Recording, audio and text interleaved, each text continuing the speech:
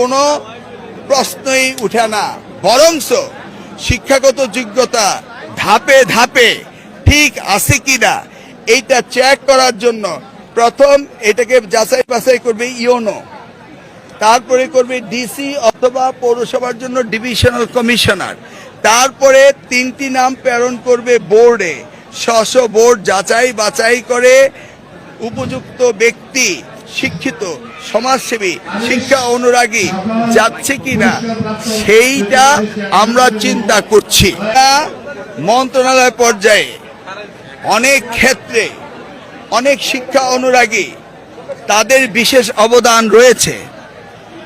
এই অবদান যারা রয়েছে বা যারা ডিপ্লোমা ইঞ্জিনিয়ার, তারা তো ডিগ্রি না, এই ধরনের যারা শিক্ষা অনুরাগী শিক্ষিত এবং সমাজে যাদের অবদান রয়েছে তাদেরকে কিভাবে অ্যাকোমোডেট করা যায় সেই বিষয়ে আমরা আলোচনা করেছি।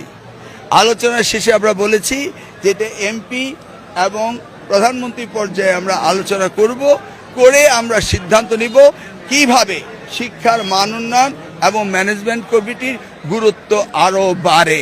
কোথাও বলা হয় নাই শিথিল করা হবে।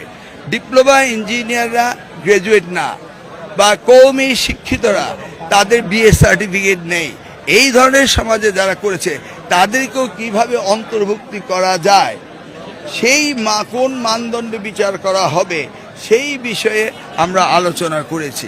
আলোচনা এখনো শেষ হয়নি। মাননীয় সংসদ সদস্যরাও এই বিষয়ে আমাদেরকে ইনপুট দিবেন। যেমন আজকের মিটিংয়ে আমি কথা বলেছি, এইগুলি হচ্ছে আমাদের চিন্তা চেতনা ভাবনা। তবে নিশ্চিত যে কোনো অবস্থাতেই 3টি লেয়ার ভেদ করে কোনো কম শিক্ষিত বা শিক্ষার সাথে সংশ্লিষ্ট নেই বা শিক্ষা অনুরাগী না, তারা আমাদের 3 লেয়ার ভেদ করে কখনো আসতে পারবে না।